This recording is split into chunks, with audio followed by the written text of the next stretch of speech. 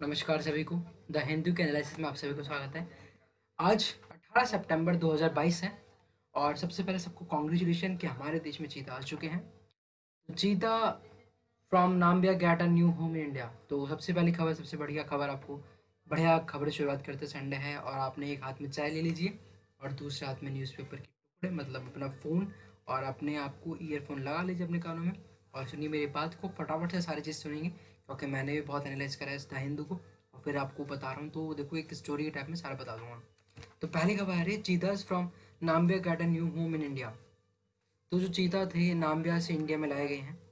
ठीक है, और ये प्राइम मिनिस्टर का कल बर्थडे भी था, पहली बात तो ये। तो इनको अभी जो चीताज आए हैं, जो हमारे चीता हैं, इनको कहाँ पर छोड़ा गया? इनको quinoa national park Madhya Pradesh में छोड़ा गया है। इनमें क्या है, पाँच जो आपके टोटल 8 एनिमल्स आए हैं नाम्बिया से, है ना, नामिबिया, नामीबिया है ना।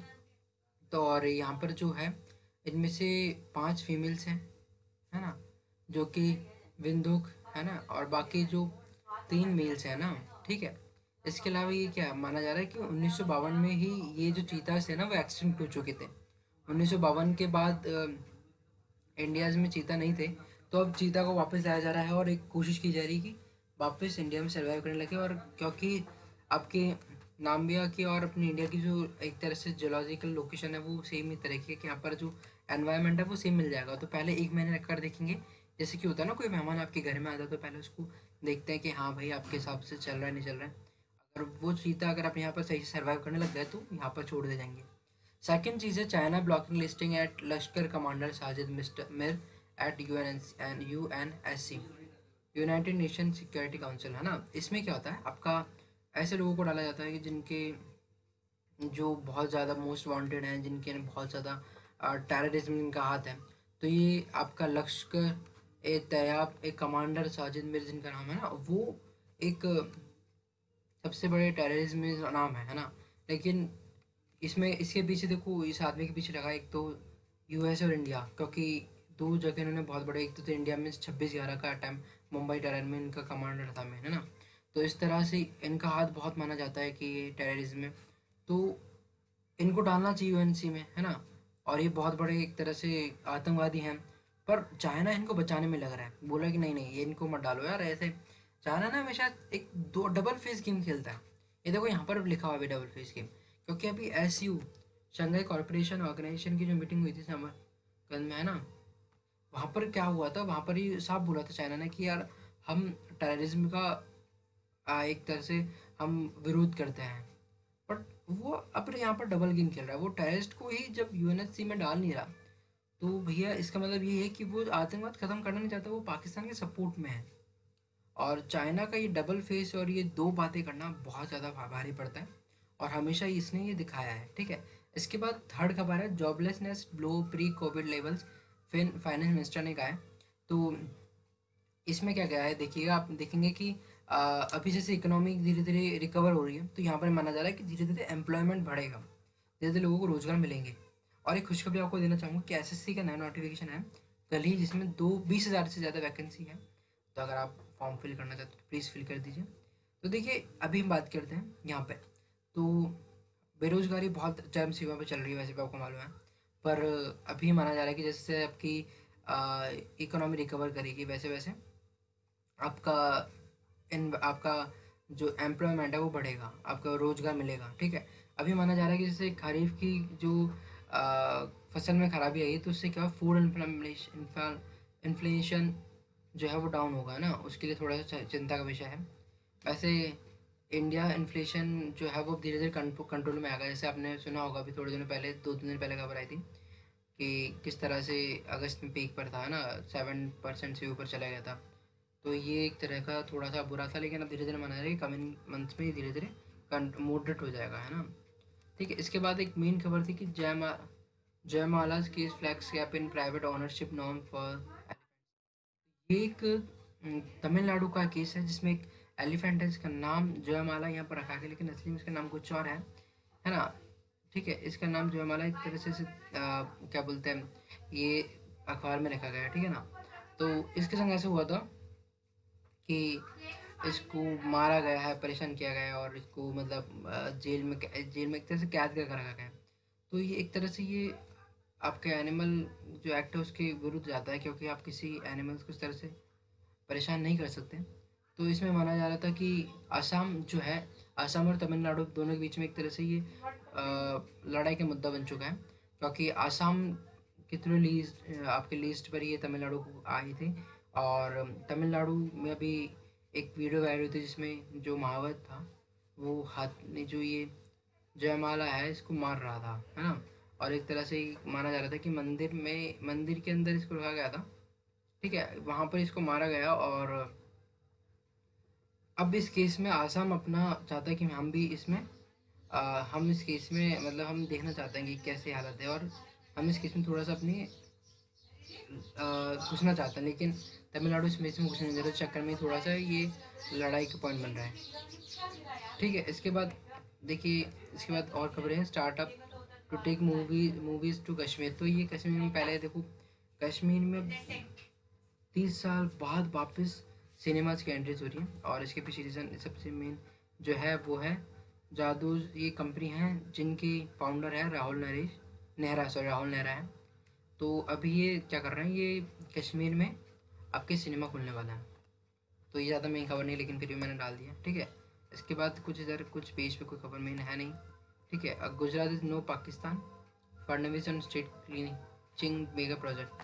तो अभी देखो, वेदांता फॉक्सॉन सेमीकंडक्टर प्रोजेक्ट जो था वो पहले महाराष्ट्र को मिलने वाला था, लेकिन वो गुजरात को मिल गया। तो इस चक्कर में अपोजिशन जो पार्टी है उनका कहना था कि आपने इससे क्या हुआ, एम्प्लॉयमेंट पे बहुत बड़ा लात मारी है।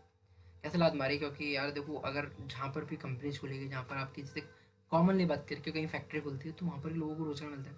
वैसे अगर ये प्रोजेक्ट अगर महाराष्ट्र को मिलता है तो महाराष्ट्र के लोगों को रोजगार मिलता है। लेकिन फडनवीस ने इसके ऊपर क्या कहा है, फडनवीस जो आपके सीएम हैं देवेंद्र फडनवीस आपके महाराष्ट्र के, उन्होंने ये कहा है कि देखो गुजरात, जिसके लिए आप अपोजिशन कह रहे हैं कि गुजरात में जाकर कंपनी कर रही है, गुजरात कंपनी का प्रोजेक्ट गुजरात को मिल गया, तो गुजरात कोई पाकिस्तान नहीं है, तो हमें उनसे रिलेटेड होना चाहिए। पर सच्चाई तो ये है कि कोई भी स्टेट हो, कहाँ पर भी कंपनी खुलती है ना, जहाँ पर भी, वहाँ पर उनको बेनिफिट, उनको एक तो इकोनॉमिकली बेनिफिट मिलता है, सेकंड वहाँ के रोजगार तो लोगों को पक्का मिलता है।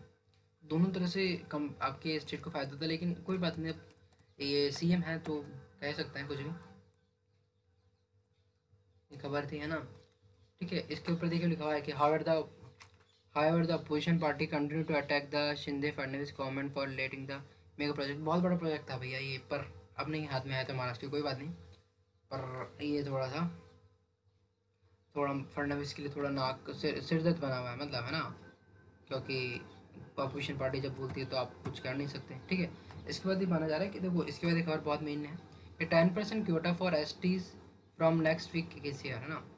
तो नेशनल इंटीग्रेशन डे के ऊपर तेलंगाना की जो गवर्नमेंट है ना, उन्होंने 10% रिजर्वेशन को शेड्यूल ट्राइब्स के लिए इशू कर दिया गया है ना, जो कि 10% से इनको फ़ायदा होगा। देखो, अगर आप डॉक्टर बी आर अम्बेडकर को आप जानते हो, ड्राफ्टिंग कमेटी में हमारे सदस्य थे, है ना। तो उनका मेन उद्देश्य था कि सारी जो भी आपके आपके भारत के तबके के जितने भी अलग अलग कैटेगरीज के लोगों उनको बराबर इक्वलिटी लेकर आया जाए। तो अब क्या, ट्राइब्स को जो होता है ना यार, आप आदिवासी लोग, उनको भी बराबर में लाने की ज़रूरत है। तो इसलिए धीरे धीरे अब काम करिए, हर हर स्टेट गवर्नमेंट भी काम करे, सेंट्रल गवर्नमेंट भी काम करे। तो स्टेट गवर्नमेंट ने काम करे कि 10% रिजर्वेशन है उनको शेड्यूल कास्ट के लिए इन्होंने इशू कर दिया गया है ना। तो इसमें करा है कि इम्प्लीमेंट गिरिजा बंधु ऑन द लाइन्स ऑफ दलित बंधु स्कीम के ऊपर इन्होंने क्या करा है कि ना, और इन्होंने एक बात और करी कि 10 लाख रुपीज़ भी देंगे किसको, एस टी फैमिलीज़ को, है ना। और उनको यहाँ तक कि पट्टाज भी देंगे, घर के लिए जगह ज़मीन वगैरह भी देंगे, है ना। तो the state assembly had adopted a resolution requesting the centre to increase the S T reservation in Telangana from 6% to 10% over 7 years. तो देखो, 7 साल से पहले यार ये क्या स्टेट जो असेंबली थी ना, वो कोशिश कर रही थी कि सेंटर जो है ना, कि आपका जो 6% का जो आरक्षण मिलता था एस टी रिजर्वेशन को, वो 10% कर दिया जाए।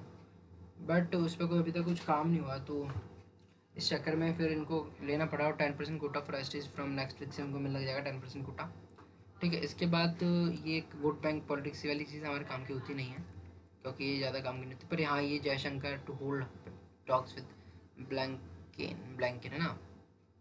तो देखो, यहाँ पर जितनी मीटिंग्स होती है वो सारी काम की होती है। तो अभी माना जा रहा है कि एक्सटर्नल अफेयर मिनिस्टर आपके एस जयशंकर है ना, ये जाने वाले हैं आपके वाशिंगटन डीसी है ना। जो कि वहाँ पर क्या होगा, 25 से 28 सितंबर तक बात होगी और बातचीत के कुछ मेन मुद्दे होंगे, जैसे कि आपका टेररिज्म तो मेन मुद्दा होता है हर जगह, टेररिज्म। सेकंड, यूक्रेन और रशिया वार, ये सेकंड मुद्दा मेन। और थर्ड है कि energy security against the backdrop of the, है ना। तो एनर्जी सिक्योरिटी ये भी एक मेन मुद्दा है ना। और चौथा सबसे मेन मुद्दा है कि टेररिज्म से रिलेटेड है कि यार अभी अभी भारत का अमेरिका पर से थोड़ा सा विश्वास इसलिए कम हो चुका है क्योंकि अभी पाकिस्तान को वो F-16 जो फाइटर प्लेन्स है उनको वो क्या कर रहा है, वापस जो होता है मॉडर्नाइज कर रहा है। उनके अंदर जो भी थी ना कमियां वगैरह वो वापस ठीक कर रहा है। अब उसका फ़ायदा पाकिस्तान कैसे लेगा, आप देखिएगा। जैसे पाकिस्तान ने जितनी भी आज तक F-16 का यूज़ कहाँ करा था, अभी जैसे LOC पे करता है ना, आपके जम्मू कश्मीर की तरफ ज़्यादातर यूज़ करता है। तो यही यूज़ पाकिस्तान, जिससे अगर अगर अमेरिका ने सही भी कर दिया तो ये पाकिस्तान इसके यूज़ इंडिया के खिलाफ ही करेगा। तो इंडिया का ये सही कदम है कि इंडिया पहले से ही आ, आपके अमेरिका से हायर कमांड से बात कर ले कि भैया ये जो आप कर रहे हैं ये गलत है। ठीक है। और इसके अंदर अभी माना जा रहा है कि high level week at the 77th session of the United Nation General Assembly. तो अभी ये 18 से 24 सितंबर तक आपके UNGA में भी है मीटिंग। वहाँ पर भी जयशंकर जाएंगे जहाँ पर वो इंडिया को रिप्रेजेंट करेंगे, है ना। ठीक है। इसके अलावा देखो यहाँ पर कुछ मेन आया, जैसे कि आपका G7 है ना, G4, एक तो G4 पार्टनर्स है ना। जैसे इसमें आपके कौन कौन आता है, जर्मनी है, ब्राज़ील है, जापान है ना, ये G4 है। इस तरह की कुछ मीटिंग्स होने वाली, ठीक है। इसके अलावा और Cochin shipyard set to install missile system on INS Vikrant. तो कोचिन शिपयार्ड, तो अभी माना जा रहा है कि देखो INS विक्रांत है ना, जो INS विक्रांत है ना, उसमें क्या हो रहा है, उसमें मिसाइल सिस्टम इंस्टॉल कराया जा रहा है। अब यहाँ पर देखने की चीज़, यहाँ पर जो मेन चीज़ देखने की वो ये है, LR SAM और MF स्टार, ये दो मिसाइल से जो कि इंस्टॉल की जाएगी INS विक्रांत पे। तो जूम कर लेते हैं। और LRSAM जो है ये कौन सी मिसाइल होती है, long range surface to air missile, ये इसका एक तो इंस्टॉल किया जाएगा। और MF स्टार है ना, multi function digital active electronic scan, है ना। तो ये MF स्टार और LR सैम, ये दो आपके इंस्टॉल की जाएगी। और कैसे बनेगी देख लेते थे। LR SAM is joint develop by the defence research and development organisation DRDO ने, और कि इसराइल एयरोस्पेस इंडस्ट्रीज ने मिलकर और इसको मैन्युफैक्चर करा भारत डायनेमिक्स, है ना। ठीक है। और जो MF स्टार है ये मैन्युफैक्चर बाई IAI, मतलब इसराइल एयरोस्पेस इंडस्ट्रीज, है ना। ठीक है। ये करी गई है और ये माना जा रहा है कि ये 45 से 60 दिन के लिए पूरा काम हो जाएगा। ठीक है। और इसके अंदर कुछ ज़्यादा आपको कंपनी, आपको दो मिसाइल का नाम ध्यान रखना है। और ये देखिएगा कि लॉन्च कितने दिनों में होने वाली, 45 से 60 दिनों के अंदर ना। इसके अलावा अब आगे चलते हैं। इसमें और कुछ ज़्यादा खबर यहाँ पर मुझे दिखी नहीं खास।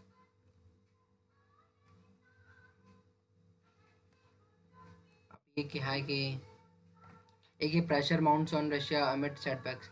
तो देखो क्या हो रहा है, देखो यूक्रेन धीरे धीरे अपना जो वापस जो उनकी यूक्रेन का मतलब यूक्रेन कह रहा है कि धीरे धीरे जितना भी उनका जो था ना एरिया, वो वापस धीरे धीरे वो अपने अंडर ले रहा है।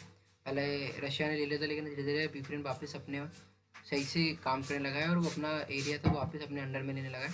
तो एक तरह से रशिया पे तकलीफ और मुश्किलें बढ़ती जा रही है। ऊपर से रशिया पे आपके वर्ल्ड के थ्रू भी, जो वर्ल्ड ऑर्गेनाइजेशन है उनके थ्रू भी बहुत सारा आपका दबाव आ रहा है। जैसे कि अभी आपके SCO शंघाई कॉर्पोरेशन ऑर्गेनाइजेशन में, एक सेकेंड,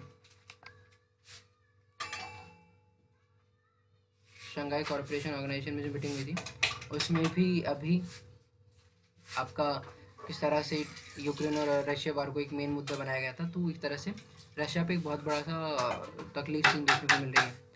और Kyrgyzstan Tajikistan hold talks to end border fighting at least 24 kill over 100 injured in clashes this week. तो किर्गिस्तान और तजाकिस्तान में जो ये लड़ाई हुई थी इसका कुछ अभी तक कोई पब्लिकली अनाउंसमेंट नहीं हुआ था पहले कि भाई कुछ क्या रीज़न है, इसका कुछ पता नहीं चला था ना। तो ये बताया जा रहा है कि इसके अंदर लड़ाई के अंदर चॉइस पीपल जो है ना, वो आपका किर्गिस्तान हेल्थ मिनिस्टर ने बताया कि चॉइस पीपल मर चुके हैं और 100 से ज़्यादा घायल हो चुके हैं। वहीं है ना, जो तजाकिस्तान की जो अथॉरिटीज़ उन्होंने बोला कि हमारे मॉस्को और सिविलियन इंफ्रास्ट्रक्चर पे क्या बोलते हैं हमला किया गया है। तो ये सिंपल सा था।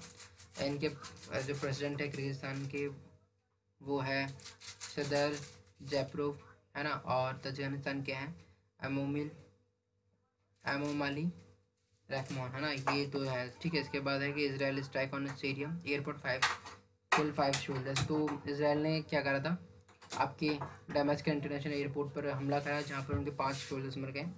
और इससे पहले भी जून 10 में भी इसराइल ने यहीं पर हमला करा था, ठीक है। और कुछ दिनों पहले भी, 10 दिन पहले भी इसराइल ने हमला भी करा था एयरपोर्ट पर, है ना। तो ये बार बार हमला हो रहा है, ठीक है। इसके बाद है कि Putin Biden warns Putin against use of nuclear weapon in Ukraine. तो बाइडन ने जो उन्होंने वॉर्न करा है पुतिन को, जैसे कि वो केमिकल और न्यूक्लियर वेपन्स का यूज़ ले रहे हैं क्या के लिए, यूक्रेन के लिए ना। तो ले नहीं रहे, सॉरी, यूज़ लेंगे तो इससे बहुत बड़ा नुकसान होने वाला है वर्ल्ड को भी और यहाँ तक यूक्रेन को भी। तो एक लास्ट खबर, मतलब ये लास्ट, इसके बाद कुछ और शायद खबर हो सकती है, पर ये लास्ट अंतिम है। साइंस एंड टेक्नोलॉजी का ये मेन पेज है, इसमें आपको ये पढ़ने का है कि how climate change is altering Indian monsoon. तो ये देखिएगा किस तरह से, पहली बात तो ये कि क्लाइमेटिक चेंजेस के कारण किस तरह से मानसून में चेंज आया है, ये देख लीजिए।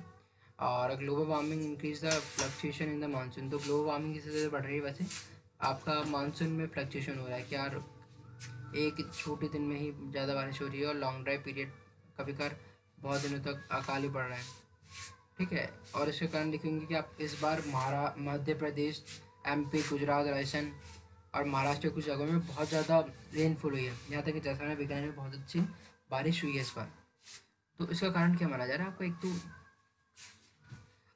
इसके कारण ये माना जाता है कि क्लाइमेटिक चेंज बहुत बड़ा रीज़न है ना।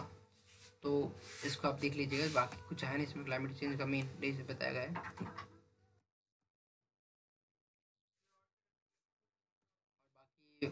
ये रॉजर फेडरर आपका, आपके ये अभी रिटायरमेंट लेने वाले हैं, ठीक है। जी, अभी इसके बस ये रिटायरमेंट होने के बाद अभी ये छोड़ने वाले हैं टेनिस को। तो मुझे लगता है कि आपको मेरा द हिंदू का एनालिसिस भारत